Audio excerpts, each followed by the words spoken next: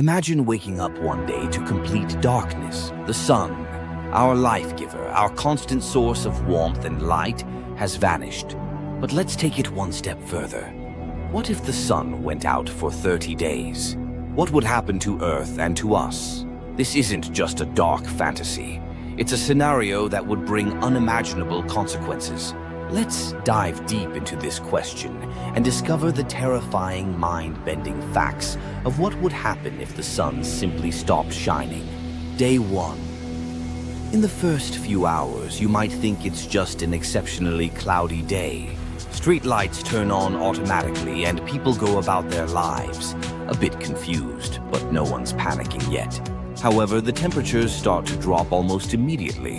The Earth, without the sun's energy, cools at an average rate of 0.5 degrees Celsius every hour.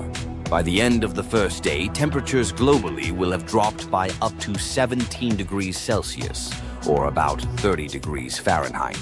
People would start to feel the cold bite, and power grids would be under strain as everyone cranks up the heat. Day 2.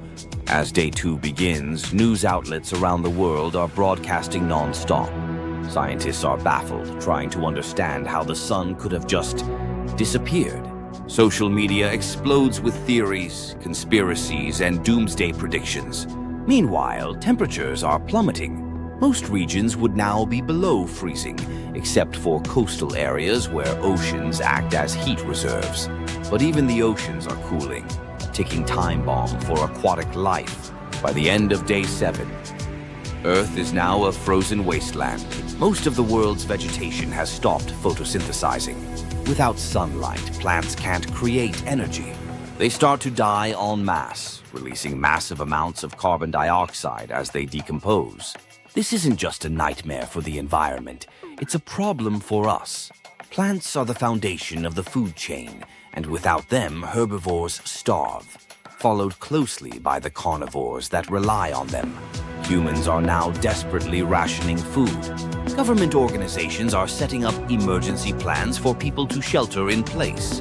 Only those with access to heated underground facilities or cities near geothermal energy sources like Iceland have a reliable heat source.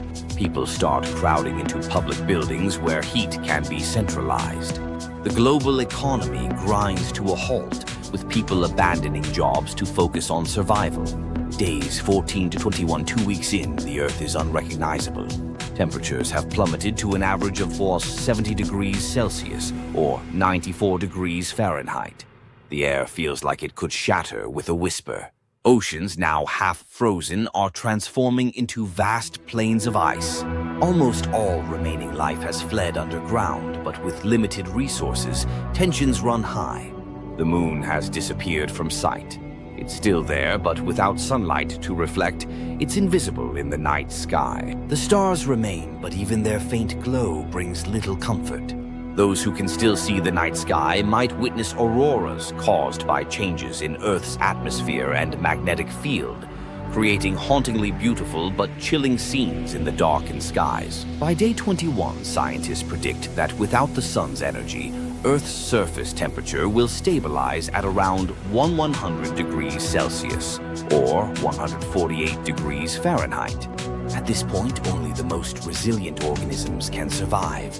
Extremophiles, microbes that thrive in harsh environments, hidden deep in the crust of the Earth. 30 days later, we've hit Day 30. If humanity has survived this far, they're living on borrowed time.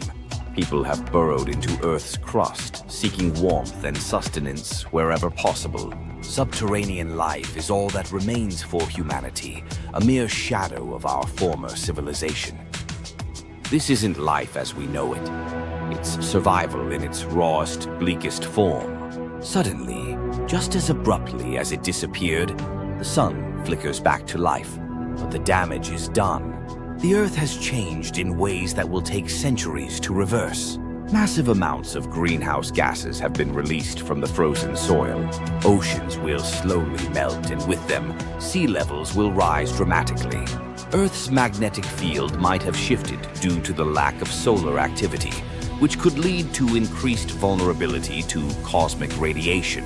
It would take decades for plant life to return, and even longer for ecosystems to rebalance. Humanity would rebuild, but the scars of those 30 days would last for generations. So, what would happen if the sun went out for 30 days? The answer is both terrifying and humbling. It's a reminder of just how fragile life on Earth is, how much we depend on that star in the sky, and how quickly everything could change if that delicate balance were to break. This thought experiment isn't just a scary story. It's a reminder of the universe's incredible power, and of just how small we are in the face of it.